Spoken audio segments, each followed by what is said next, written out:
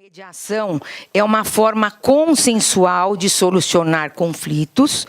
Ela se viabiliza como um meio alternativo ao modelo adversarial e com muitas vantagens, porque o modelo judicial hoje não atende mais os anseios da sociedade moderna por uma solução rápida, célere e pouco custosa. E a mediação propicia isso. São pilares da mediação, fazendo uma breve introdução, o protagonismo das partes e a responsabilidade pelo acordo construído. O que quer dizer isso? Protagonismo das partes. Quer dizer que as partes, e aí pode sim se incluir a administração pública, quando elas exercem sua autonomia de poder construir elas mesmas os seus acordos, elas tendem a se responsabilizar por esse acordo e cumpri-lo de forma duradoura. Quando, ao contrário, como no modelo judicial, a solução é imposta pelo julgador, que procura ser justo, mas a solução é imposta, o que a gente vê é que as partes não se satisfazem e o conflito tende a se repetir. A mediação, na verdade, é aplicada no Brasil há cerca de 20 anos, mas só agora, em 2015, que ela ganhou disciplina legal com essa Lei 13.140, que entrou em vigor no dia 26 de dezembro de 2015.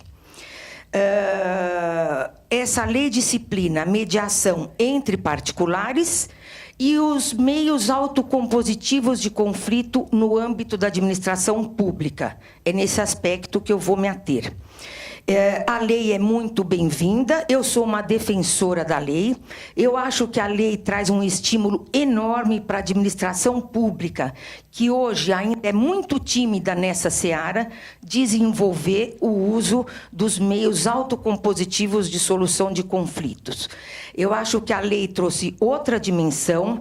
A lei conferiu legitimidade ao Instituto da Mediação, sem falar na divulgação que ocorre naturalmente da publicação de um texto legal. Tanto isso é verdade que hoje nós estamos aqui para falar da mediação na administração pública. Eu acho que foi um passo à frente, porque aqui eu vejo que tem colegas minhas, procuradoras do Estado, do município, a gente sabe que na administração, para se litigar com a administração, tinha que se recorrer à via judicial, face à indisponibilidade do interesse público, que obrigava a se recorrer só à via judicial. E os métodos consensuais, hoje, vêm seguir um novo caminho da administração, que não é mais esse caminho tradicional, é o caminho do consensualismo e da eficiência. Hoje, a administração é pautada pela eficiência. É o resultado da administração pública que tem que ser priorizado. E aí é que se inserem esses meios alternativos. Nós vemos que hoje esse modelo tradicional está superado. Basta lembrar a lei de arbitragem. Aqui o doutor Nerlin, acho que vai falar sobre a lei de arbitragem, que também teve uma redação e agora no ano de 2015, e essa Lei 13.140 foi a vez de trazer para nós a mediação.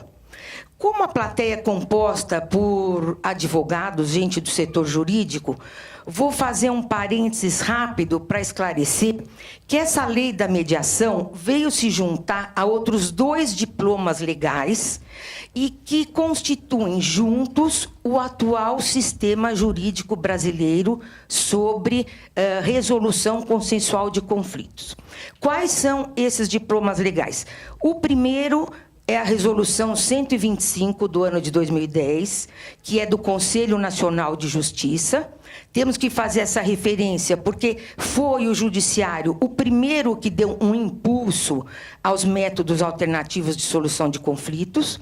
O Judiciário baixou essa resolução, que cuidou, de uma maneira geral, do acesso à justiça. Desse projeto grandioso é que partiu, por exemplo, a criação dos Centros Judiciários de Solução de Conflitos e Cidadania, que são os CEJUSCs. Para vocês terem uma ideia, hoje no estado de São Paulo nós contamos com mais de 220 CEJUSCs. E foi também em razão desse grandioso projeto que surgiram parcerias como a que existe entre essa casa, a Associação Comercial de São Paulo e o Tribunal de Justiça, e foi criado no ano de 2008, o doutor Guilherme me falou, o PACE, que é Posto Avançado de Conciliação Extrajudicial. Esse posto funciona aqui na casa e é para tratar de controvérsias que versem sobre questões cíveis, tratando de direitos patrimoniais disponíveis. Questões de renegociação de dívida, cobrança de inadimplente, etc.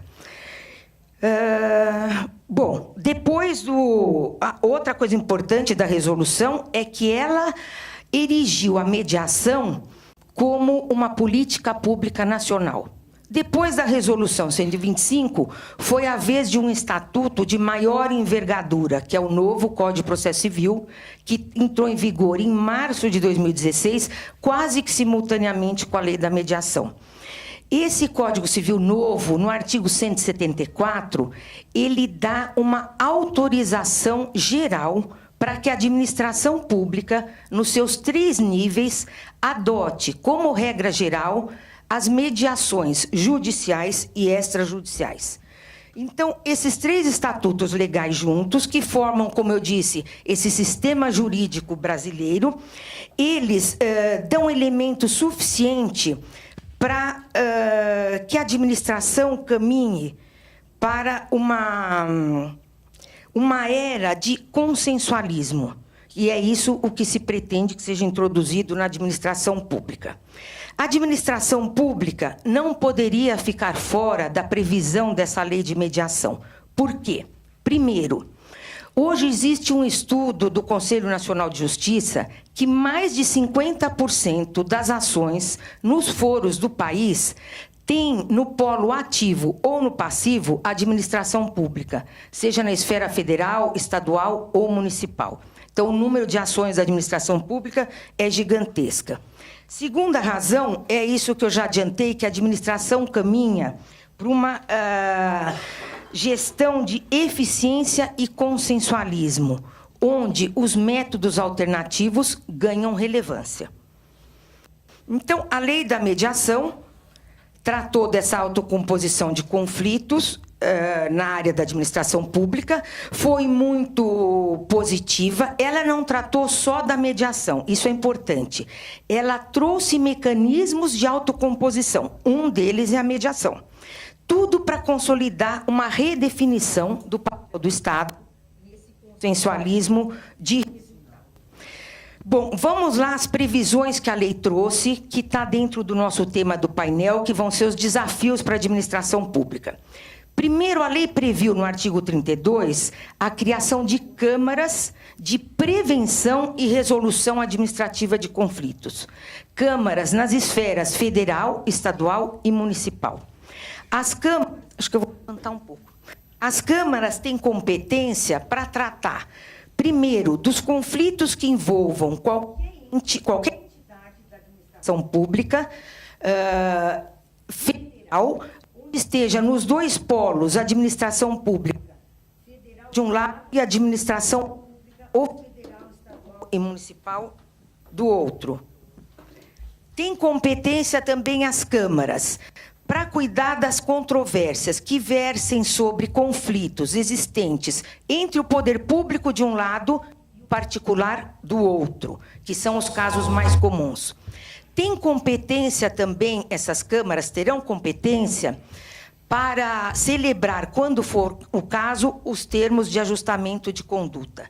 Os termos de ajustamento de conduta já existiam, previstos que foram inicialmente em 1985, quando foi introduzida a Lei da Ação Civil Pública, que cuida dos danos coletivos e difusos.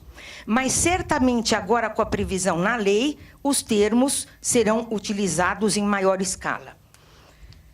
Outra coisa, onde serão instaladas essas câmaras? A lei diz que as câmaras serão instaladas nos órgãos da Advocacia Pública. Então, na União, será na Advocacia Geral da União. nos estados, nas procuradorias gerais dos estados, e nos municípios, nas procuradorias gerais dos municípios.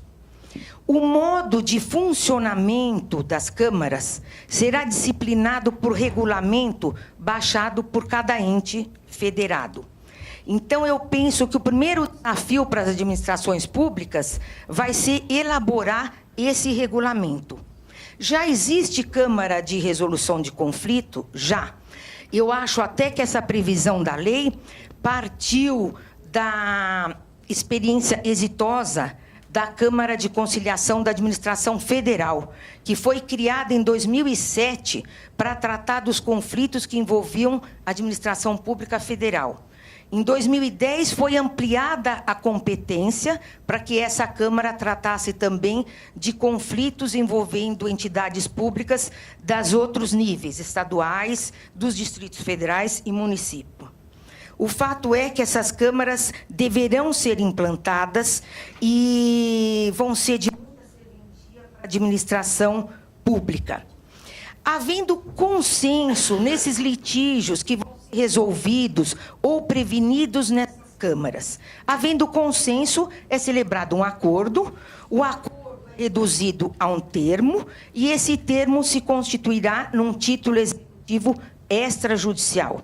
Da mesma forma, os acordos celebrados mediante termo de ajustamento de conduta também se constituirão num título executivo extrajudicial.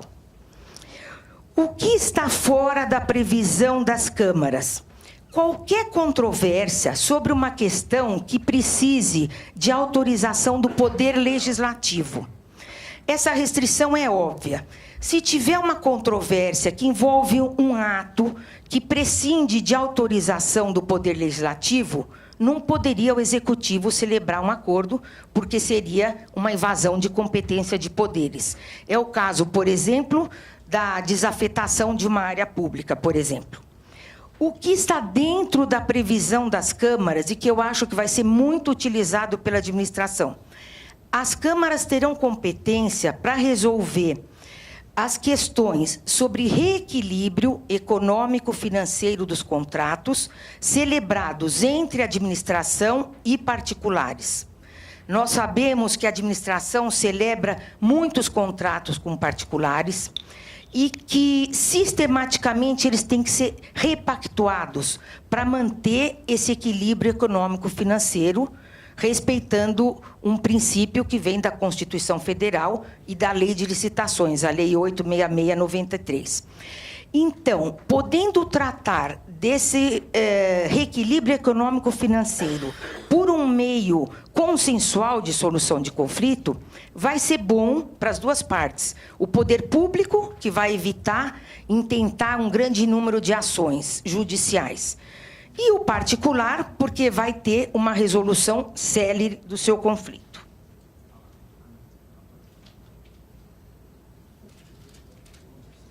Bom, depois da previsão das câmaras, termos de ajustamento de conduta, a lei previu, e aqui está a inovação que eu entendi a mais importante, a lei previu a mediação coletiva de conflitos para as questões que envolvam prestação de serviço público. Isso interessa a todos nós que somos consumidores dos serviços públicos. O alcance, eu penso que vai ser extraordinário. Vocês imaginem que a lei previu que as advocacias públicas do Estado, da União e municípios podem instaurar de ofício ou mediante provocação uma mediação coletiva de conflitos envolvendo questões de serviço público. Por exemplo, a Procuradoria-Geral do Município, à vista de uma questão que esteja causando várias disputas num problema de coleta de lixo domiciliar, ela pode, de ofício, encaminhar um procedimento de mediação coletiva de conflito e ele será resolvido de uma forma mais simples e célere. Também seria útil para os casos de serviço público, de telefonia, energia elétrica, água, esgoto, etc. Por exemplo, se uma empresa prestadora de serviço de energia elétrica deixa de fornecer energia por um certo período num certo estado, pode esse estado encaminhar uma mediação coletiva que preveja, por exemplo, que essa prestadora de energia pública ofereça um desconto para os consumidores relativamente àquele período que eles ficaram sem energia elétrica. Um autor, o advogado Rubens Tchoukian, que tem um livro bem recente, Comentários à Lei da Mediação, a esse respeito, ele fala que o acordo celebrado numa mediação coletiva de conflito deve ser mediante um termo de ajustamento de conduta. Para quê? Para que possa participar o Ministério Público e acompanhar todo o seu futuro encaminhamento. Isso é uma coisa importante. Nessa questão de serviço público e relações de consumo, eu acho que os meios autocompositivos vão ser de grande valia. Nós sabemos quão delicadas são as relações que envolvem as questões de consumo, as práticas comerciais e tudo mais. Sobre esse tema, eu li um artigo que eu vou comentar bem rapidamente, de uma advogada que é da Câmara de Mediação e Arbitragem de Brusque, que é de Santa Catarina. Ela descreve todas as sutilezas das relações humanas nas relações de consumo. E ela fala que, no Brasil, hoje, embora com o avanço da legislação, ainda existe um descompasso entre o fornecedor e o consumidor. Esse consumidor estaria numa posição menos favorável, porque ele é a parte mais vulnerável. Então, os métodos autocompositivos vão fazer com que se equilibrem essas forças de poder entre as duas partes e vão possibilitar a realização de um acordo, principalmente em relações de consumo, que são relações que a gente quer preservar para o futuro. Isso é muito importante. Nós aqui, advogados, sabemos que o embate que gira em torno de um processo judicial é enorme, as partes viram praticamente inimigas. E nos métodos consensuais, a ideia é diferente.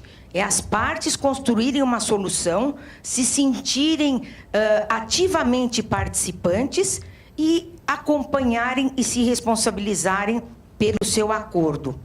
Essa advogada fala uma coisa importante também, que na minha atuação como mediadora eu sinto frequentemente, que é o acolhimento emocional que a mediação propicia. Então, esse acolhimento emocional é muito importante para questões comerciais, que são aquelas onde os relacionamentos se pretende preservar.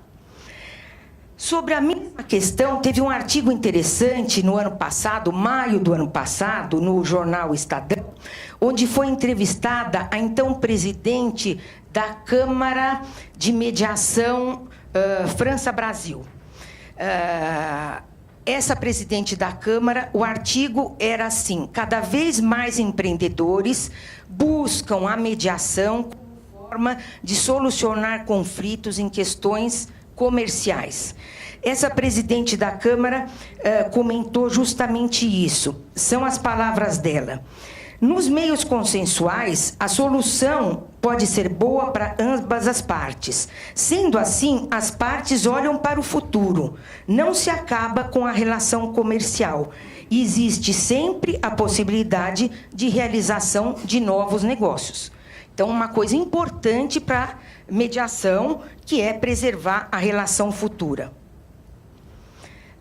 Já que estamos falando de relações de consumo, é oportuno também citar, acho que a maioria aqui sabe, que essa associação dispõe de uma unidade da Câmara Brasileira de Mediação e Arbitragem Empresarial, que justamente auxilia as partes envolvidas em relações comerciais.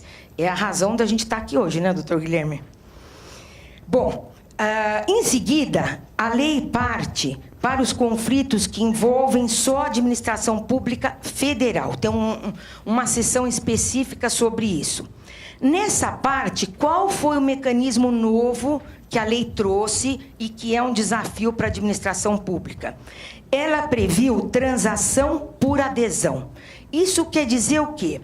Em controvérsias jurídicas que envolvam a administração pública federal direta, ou as suas autarquias ou fundações, poderá haver transação por adesão mediante ou uma autorização do advogado-geral da União, que vai autorizar mediante uma jurisprudência pacífica das Cortes Superiores ou do Supremo Tribunal Federal, ou mediante um parecer desse advogado-geral da União, aprovado pelo presidente da República.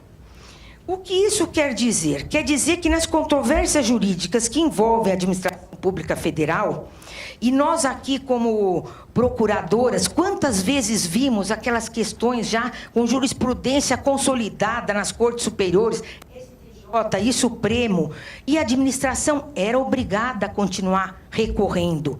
Agora não, tem esse mecanismo de transação por adesão. Essa transação por adesão não é uma mediação. Na transação por adesão, como o nome diz, o acordo é fechado. Quem dita as regras é o poder público. E a parte interessada adere se lhe convier. E aí não precisa intentar uma ação judicial. Um exemplo prático seria um caso onde servidores públicos federais questionam uma determinada gratificação que eles entendem que fazem direito a ela. E que já existe jurisprudência consolidada sobre isso. Poderá ser proposto pelo advogado-geral da União um acordo mediante transação por adesão, onde os servidores aceitam um desconto de 20%, por exemplo, no pagamento dessa gratificação, e eles vão aderir a essa transação e não tem que intentar ação judicial, ou se tiver intentado, eles vão poder desistir da ação. Então, as regras gerais são ditadas pelo poder público. Quero acentuar que essa lei foi tão incisiva em dar um comando para a administração pública utilizar os métodos consensuais, dentre eles a mediação, que no artigo 36 a lei diz: os conflitos que envolvam dos dois lados da administração pública federal, deverá o advogado-geral da União realizar a composição extrajudicial de conflitos. Veja que a lei não fala poderá, ela fala deverá. É um comando que deve ser... Não estão me ouvindo? Então, o comando é bem incisivo. Obrigada.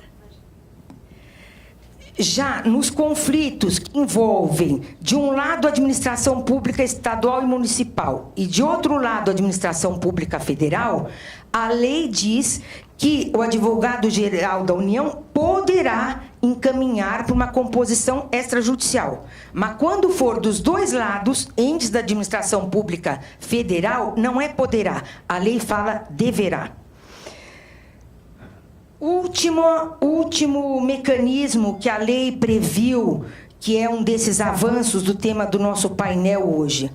No artigo 43, a lei diz que os órgãos da administração pública nas três esferas, federal, estadual e municipal, poderão criar também câmaras para resolução de conflitos entre particulares. Seriam conflitos que tenham nos dois polos particulares, mas são conflitos que versem sobre uma atividade regulada ou supervisionada pela administração pública.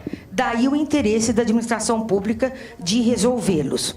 Por exemplo, uma questão que tem a discussão sobre a área de saúde, que é regulada pela ANS.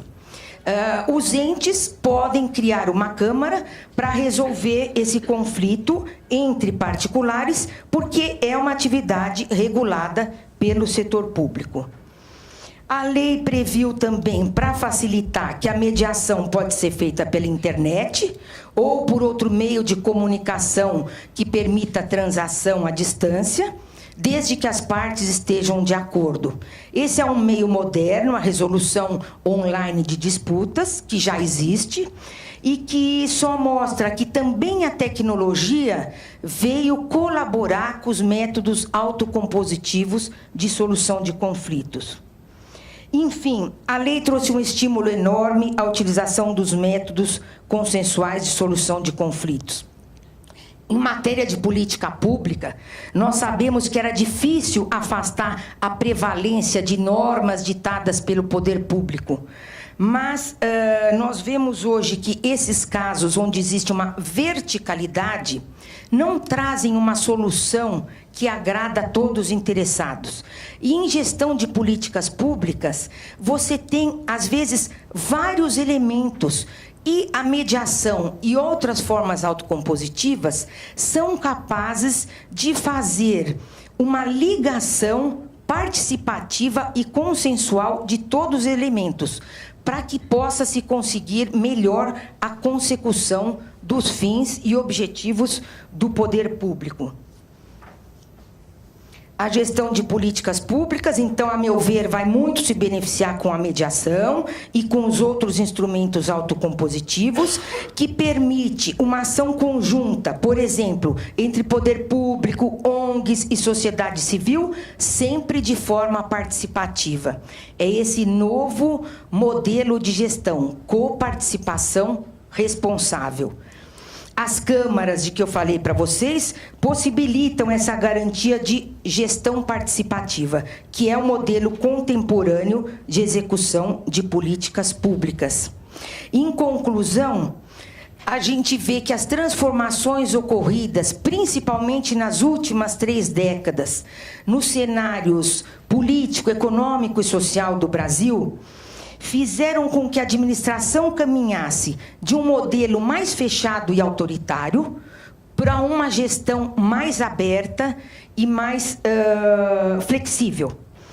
E é nesse cenário, então, que se inserem a mediação e as outras formas consensuais. Nós podemos dizer realmente que hoje, no século XXI, para a administração, as palavras de ordem são consensualismo, administração consensual. Hoje se exige do poder público um poder compartilhado. O poder público tem que partilhar com as empresas e com a sociedade civil as suas ações, para que todos possam, juntos, de uma maneira satisfatória, encontrar os melhores caminhos para os projetos públicos, nas mais diversas áreas, saúde, educação, meio ambiente, infraestrutura, etc. E essa nova legislação que eu procurei falar um pouco aqui para vocês, acho que revelou isso, que a administração pública caminha no sentido de ser cada vez mais dialógica. Então, eu vou encerrar com isso, senhoras e senhores. Eu acho que é o diálogo, não só na esfera privada, mas também na esfera pública, e só o diálogo que pode dar efetividade à moderna administração pública. Muito obrigada.